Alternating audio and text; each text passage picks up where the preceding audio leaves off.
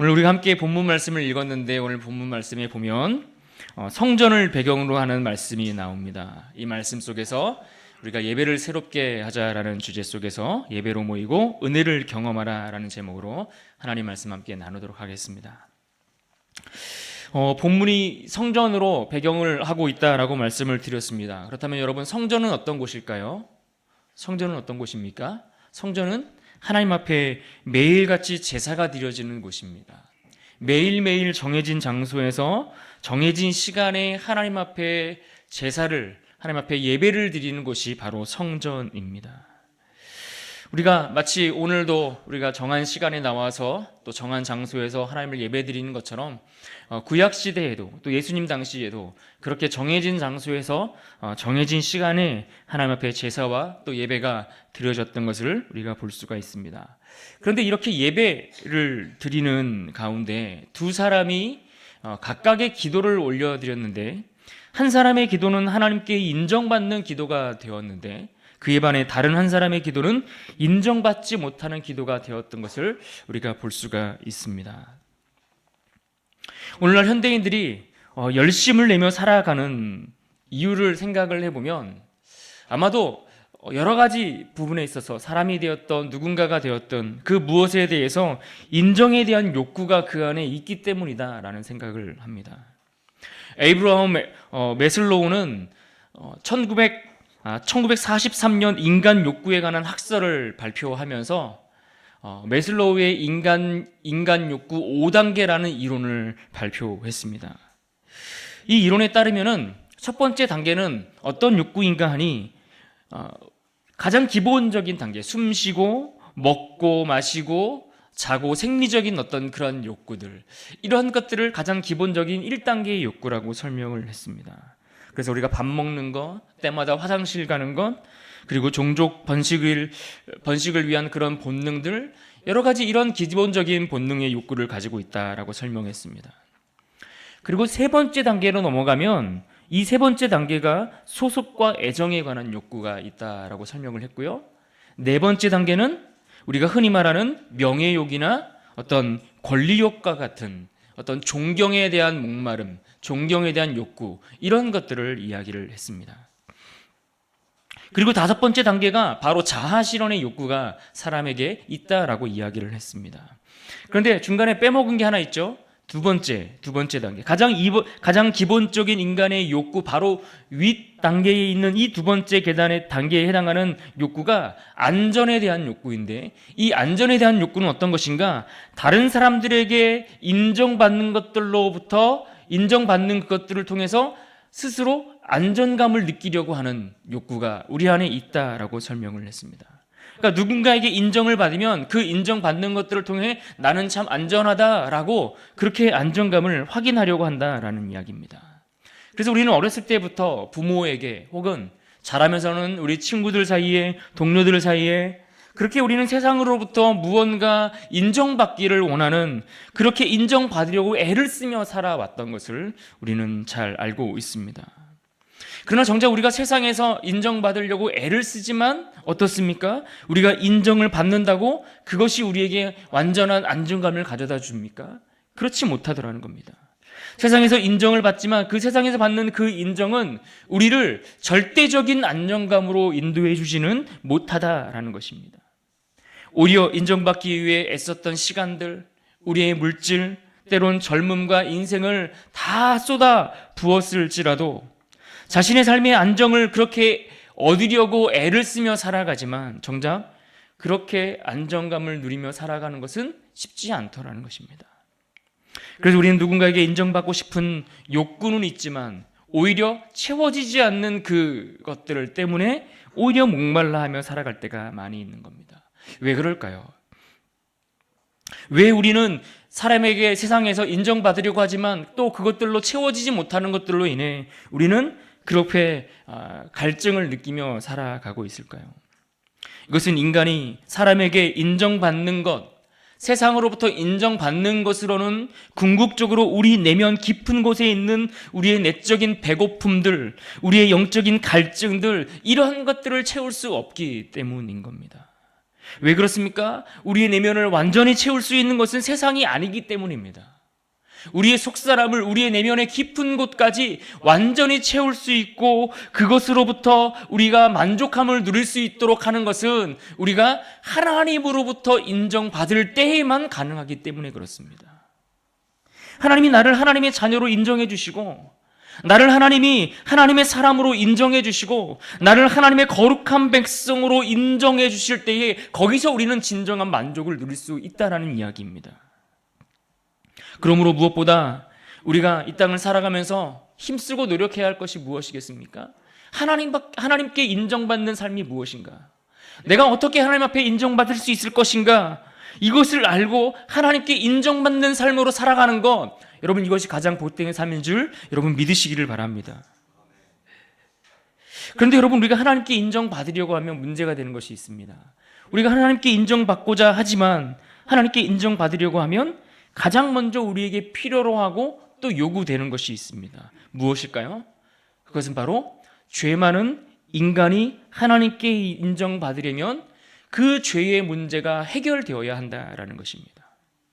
그 죄의 문제가 해결되어야만 하나님께 진짜 인정을 받을 수 있는 겁니다. 하나님 앞에 나아갈 때에 이 죄의 문제는 언제나 장애물이 되는 겁니다. 하나님과 우리 사이가 왜 갈라졌습니까? 죄 때문입니다. 왜 우리가 하나님으로부터 멀어졌습니까? 우리가 죄가 있기 때문에 그 죄로 인해서 하나님과 우리 사이가 단절되었고, 늘 하나님 앞에 나아갈 때에 이 죄의 문제는 장애물이 된다라는 이야기입니다. 하나님과 우리 사이를 갈라놓은 것, 이것이 바로 죄인 것입니다. 하나님께서 이 죄를 얼마나 싫어하시는지 다윗이 그가 노래하였던 시편에서 이렇게 고백했던 것을 볼 수 있습니다. 시편 7편 11절 말씀인데 같이 한번 읽어보겠습니다. 시작. 매일 분노하시는 하나님이시로다. 다윗이 지금 하나님에 대해서 하나님이 어떠한 분이라고, 하나님이 죄에 대해서 어떠한 분이라고 말씀하고 있습니까? 하나님을 의로운 재판장이라고 말씀하고 있습니다. 하나님은 의로운 재판장이며 매일 죄에 대해서 어떻게 하신다고요? 분노하신다라고 표현했습니다. 죄에 대해서 분노하시고 죄를 짓는 자에게 진노하고 계신다라고 경고하고 있는 겁니다. 여러분, 이 말씀은 그저 추상적인 말씀이 아닙니다. 실제로 하나님은 우리가 죄 가운데 있으면 그 죄로 인하여 하나님의 진노는 우리를 향하여 그 진노가 향하게 될 수 있다는 것을 여러분 잊지 않으셔야 합니다. 그래서 우리는 이 죄의 문제를 해결해야 되는데, 이 죄의 문제를 해결함에 있어서 가장 좋은 예로 보여준 것이 바로 오늘 본문에 등장하는 기도가, 다시 말해서 오늘 등장하는 두 사람의 기도 가운데 바로 세리의 기도가 이 좋은 예를 우리에게 보여주고 있습니다. 세리는 당시 많은 사람들에게 마땅한 죄인으로 여겨졌던 사람입니다.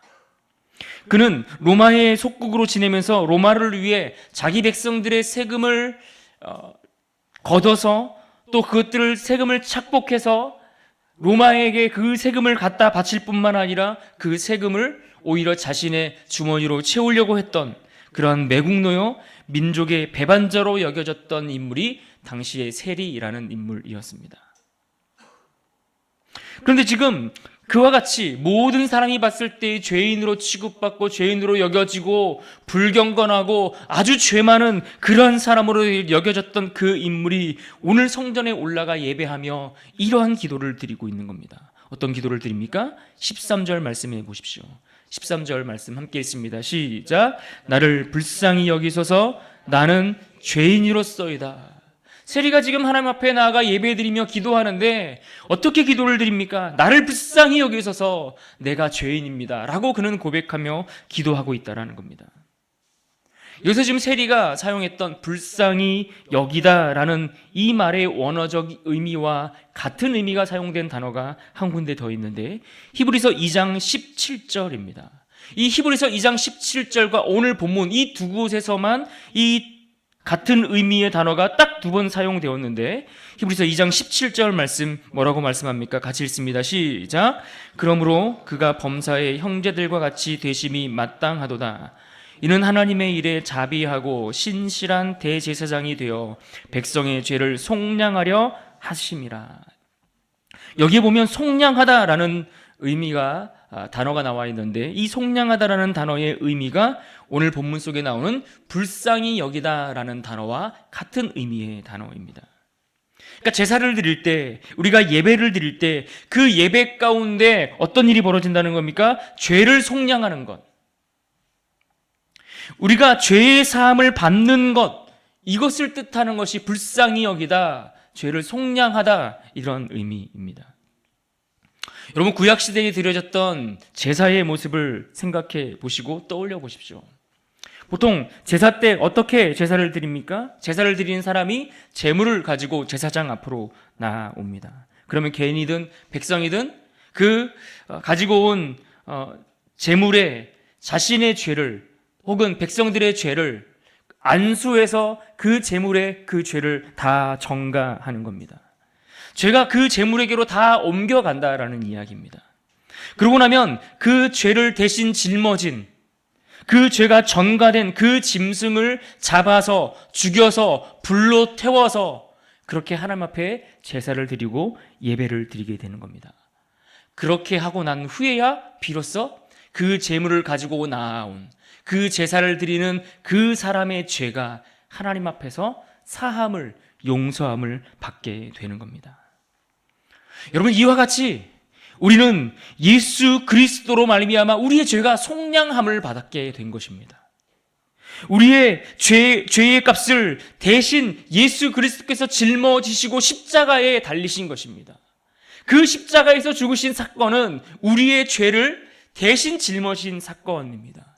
그분이 그 십자가를 지고 그 십자가에 달려 죽으심으로 인해서 우리가 감당해야 될 그 죄값을 대신 치러 주신 것입니다. 죄의 값을 예수님이 십자가에서 지불하셨다라는 이야기입니다.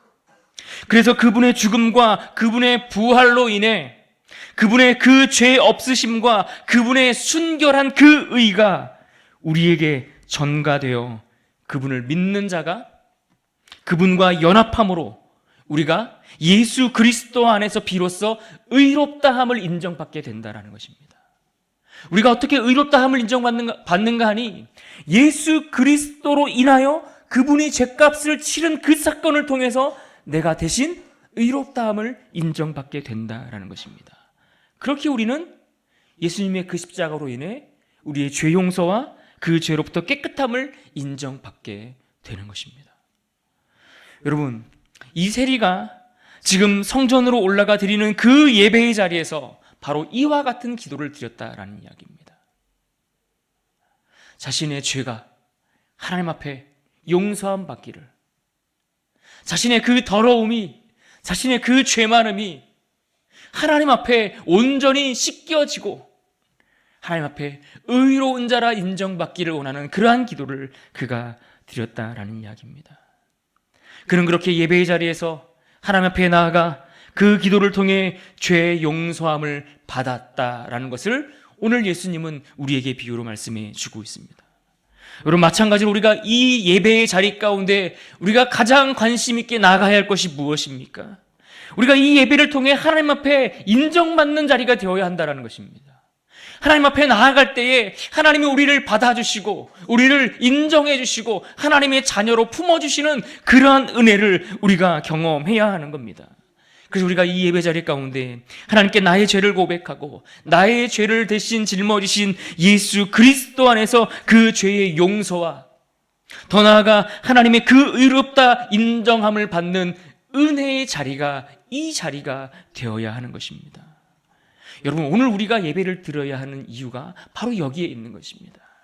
우리가 오늘 예배를 왜 드립니까? 우리가 예배를 통해서 무엇을 하나님 앞에 행할 수 있겠습니까? 당연히 우리가 드리는 이 예배는 예배를 통해 하나님께 영광을 올려드립니다. 이 예배를 통해 하나님께 영광을 올려드릴 뿐만 아니라 그분의 존귀하심과 그분의 아름다움과 그분의 행하신 모든 일들로 인해 그분을 찬양하며 그렇게 주님 앞에 영광을 올려드리고 높여드리는 자리가 이 자리입니다.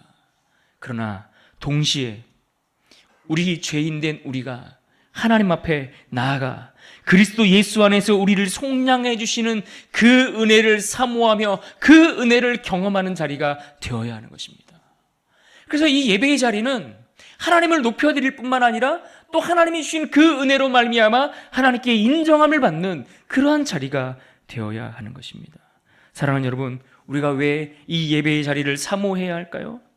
우리의 예배가 하나님께 받아들여져야 하고 그분 안에서 우리의 죄가 깨끗하게 되어지는 그 은혜를 경험하는 복된 시간이 되어야 하기 때문에 그렇습니다. 그래서 우리가 늘 모이기를 힘써야 하죠. 모이기를 힘써야 하는데 그 모이기를 힘쓰는 것은 바로 예배를 위해 모이기를 힘써야 하는 것입니다. 우리가 예배를 위해 모이기를 힘써야 할 뿐만 아니라 그 모여서 예배드리는 그 예배 가운데 하나님이 주시는 그 은혜를 경험하는 자리가 되어야 한다는 것입니다. 그러므로 여러분, 이 자리에 올라오실 때마다, 이 자리에 나오실 때마다 여러분 하나님의 은혜를 사모하며 나오실 수 있기를 바랍니다. 하나님께서 나의 죄를 인정하시고 나를 하나님의 깨끗한 의인으로 인정해 주시고 받아주시는 그 은혜와 감격이 오늘 우리에게 있어야 하는 것입니다. 그러므로 여러분 예배를 드릴 때마다 하나님께 이 은혜를 간절히 사모하십시오. 영원히 나를 깨끗하게 하시고 영원한 죄에서 건져주시는 그 은혜를 여러분 구하셔야 합니다. 비록 한 주간의 삶이 낙심되고 좌절되고 또 실패하고 넘어졌을지라도 하나님 우리의 연약함을 돌보시고 아시는 그 하나님 앞에 그 은혜를 구하며 나가실 수 있기를 바랍니다. 넘어졌을지라도 쓰러졌을지라도 다시 우리를 품으시고 일으키 세워주시는 그 하나님 앞에 사모하며 나아가시길 바랍니다. 그분의 은혜를 사모하며 그분의 은혜를 구하며 그 자리 가운데 다시 나아가 설 수 있는 여러분 되시기를 주님의 이름으로 축원합니다. 나를 불쌍히 여겨주시기를, 나에게 하나님의 긍휼이 멈추지 않기를. 여러분, 우리는 하나님의 긍휼이 한순간이라도 멈춘다면 우리는 이 땅에서 호흡할 수 있는 존재들이 아닌 것을 여러분 기억하셔야 합니다.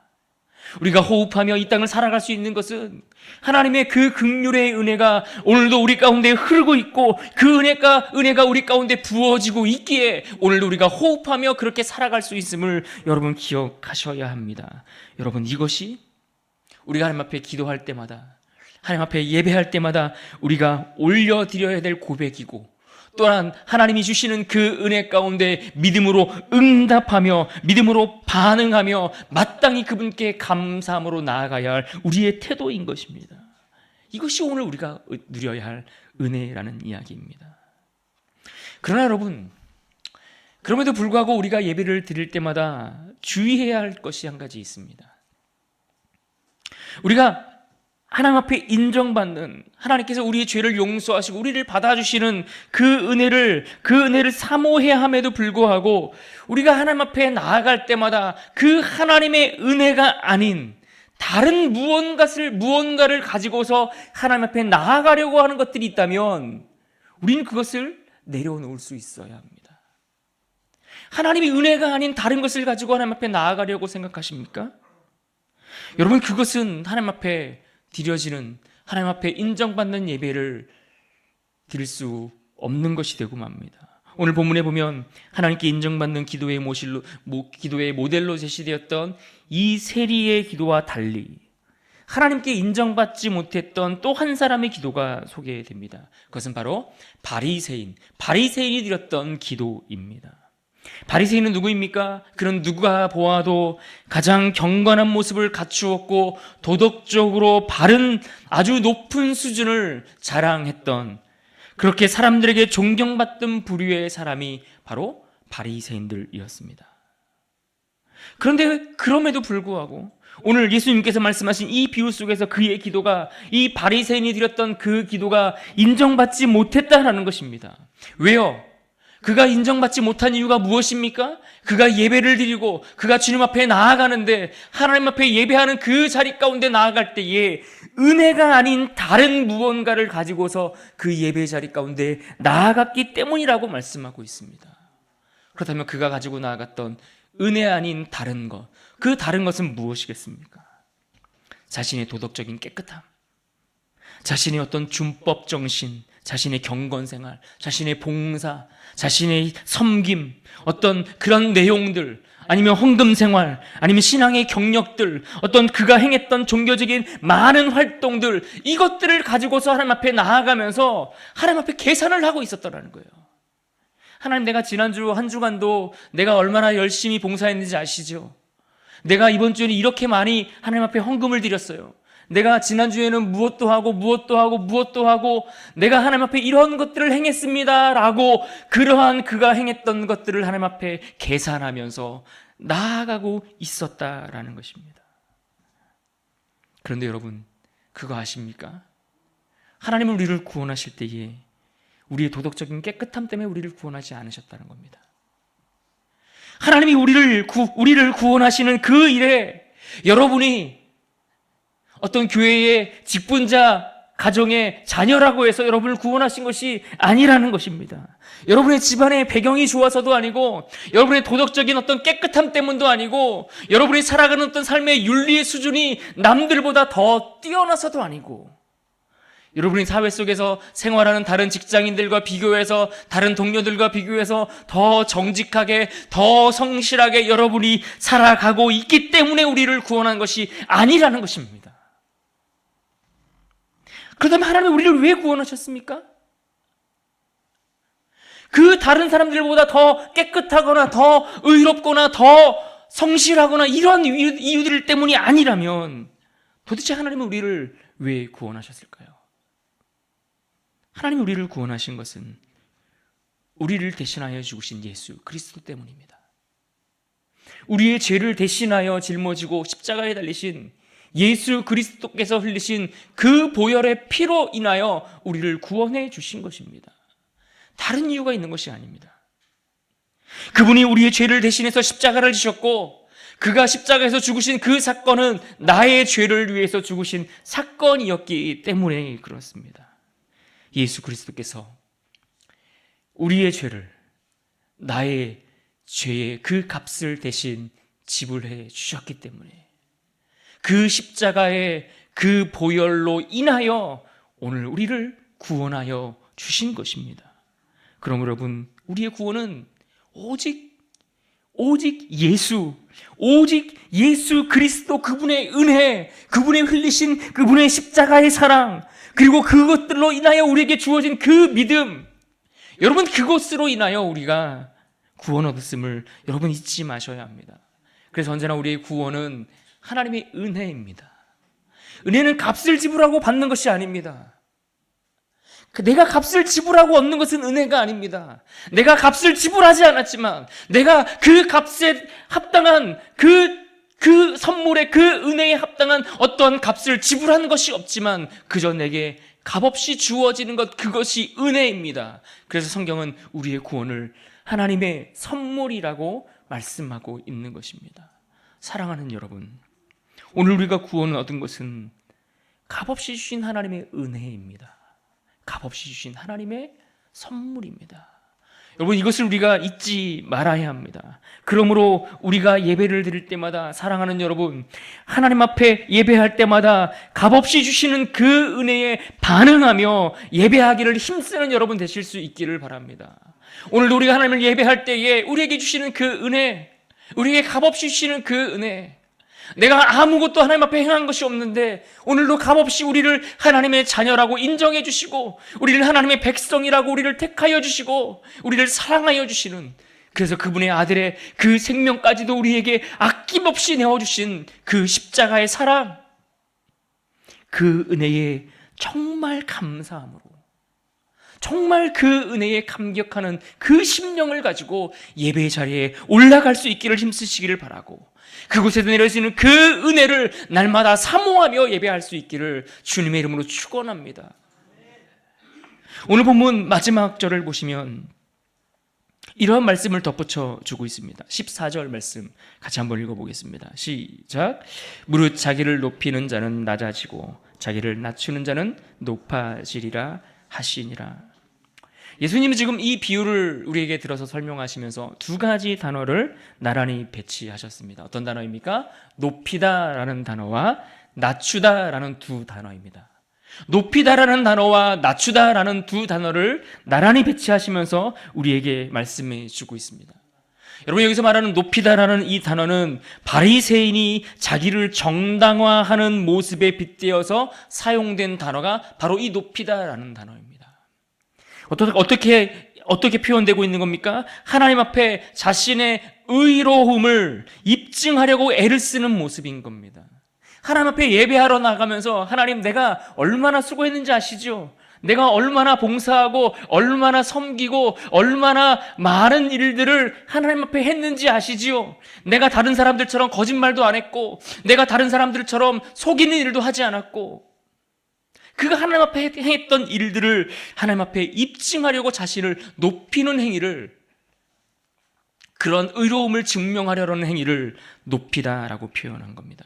그러나 여러분, 하나님 앞에 스스로 괜찮은 척하지 않아야 합니다.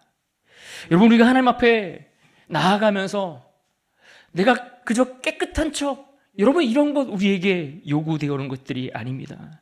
하나님 앞에 내가 무엇을 했다고, 하나님 내가 무엇을 하나님 앞에 행한 것 하나님 아시죠? 이런 것들, 여러분, 이런 것 가지고 하나님 앞에 자랑하지 마시기를 바랍니다.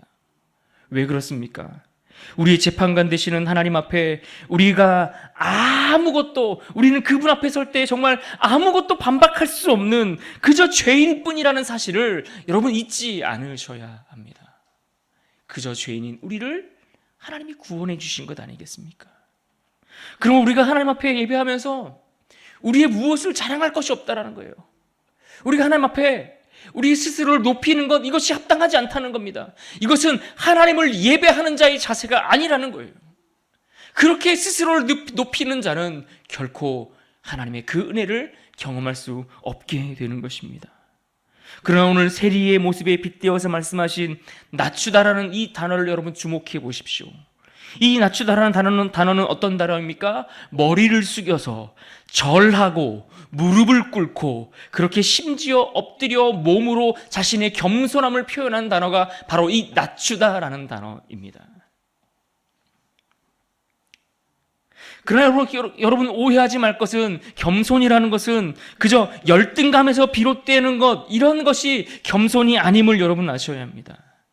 자신의 가치를 그저 하찮게 여겨서 그렇게 어떤 그런 자신의 어떤 열등감에서 나오는 이러한 고백들은 오히려 위장된 교만일 수 있다라는 이야기입니다. 그럼 겸손은 무엇입니까? 진짜 겸손이라는 것은 내 모습을 하나님이 어떻게 보시는가, 하나님이 나를 바라보시는 그 모습, 그 시각, 그 관점을 가지고 내 모습 그대로 보는 것, 여러분, 이것이 겸손인 겁니다. 하나님이 나를 바라보시는 그 모습 그대로 나를 바라보는 것, 여러분, 이것이 진짜 겸손이라는 겁니다. 하나님의 은혜가 반드시 필요한 존재, 하나님의 그 은혜로만 참된 의로움을 얻을 수 있는 존재, 예수 그리스도의 그 십자가의 보혈을 의지해야만 살아갈 수 있는 존재, 여러분, 이것을 인정하고 그러한 존재로서의 나를 바라보는 것, 그렇게 나를 낮추는 것, 여러분, 이것이 나의 모습이어야 하고 오늘 우리가 하나님 앞에 드리는 우리의 예배의 자세이어야 하는 것입니다. 여러분, 그것이 나의 모습인 것입니다. 이것이 나를 낮추고 머리 숙여 엎드려 하나님 앞에 나아가야 하는 우리의 자세인 것을 믿으시기를 바랍니다. 하나님 앞에서 자신을 낮추면 그분은 그 회개한 죄인을 들어 올리실 것입니다. 하나님 앞에 엎드려, 하나님, 내가 주님 앞에 죄인입니다, 하나님의 은혜 없이 살 수 없는 존재입니다, 이 사실을 고백하고 인정하면 하나님은 죄인된 우리를 들어 올리십니다. 나를 낮추면 그분이 나를 높이십니다. 그러므로 나를 하나님 앞에 엎드려 낮추시기를 바랍니다. 하나님 앞에 예배할 때마다 겸손히 무릎 꿇고 나가시기를 바랍니다. 완전히 하나님 앞에 엎드려서, 하나님 앞에 완전히 엎드려서 정말 하나님만을 높이며 하나님께만 은혜를 구할 수 있기를 바랍니다. 그럴 때 하나님이 우리를 높이시겠다 말씀하십니다. 그럴 때 하나님이 우리를 예배 가운데 받아주시겠다라고 말씀하십니다. 오늘 우리에 드려지는 이 예배가, 우리의 그 기도가 하나님 앞에 상달될 것이다라고 주님은 우리에게 말씀해 주고 있습니다. 그러므로 사랑하는 여러분, 늘 예배의 자리로 나아가시되 나를 낮추고 겸손히 하나님을 예배하는 여러분 될 수 있기를 바랍니다. 나의 구원자 되시는 하나님, 나를 불쌍히 여겨주셔서 내가 하나님 앞에 죄인입니다, 이것을 인정하고 고백하는 우리 모두가 될 수 있기를 바랍니다. 그렇게 우리가 구하며 하나님 앞에 인정받는 자가 되어야 합니다. 그가 복 있는 사람입니다. 다른 사람이 복 있는 자가 아니라 하나님 앞에 우리의 연약함을 내려놓고 우리가 하나님의 은혜 없이 살 수 없음을 고백하고, 그래서 하나님의 그 받음을 하나님께서 우리를 받아주시고 용납해 주시는 그 은혜를 경험할 때에 그 인생이 가장 복된 인생으로 살아가게 되는 것입니다. 그렇게 겸손히 예배할 때에 그때 비로소 나를 높이시는 하나님의 은혜를 경험하게 될 것입니다. 우리를 인정해 주시고 우리를 받아주시고 우리를 품 안에 안아 주실 것입니다. 우리 모두가 이런 예배 가운데 나아가기를 힘쓰시고 그 예배 가운데 하나님께 인정받는 은혜를 누리시고 날마다 삶의 자리 속에서 그 하나님과 동행하는 복된 인생이 될 수 있기를 주님의 이름으로 축원합니다.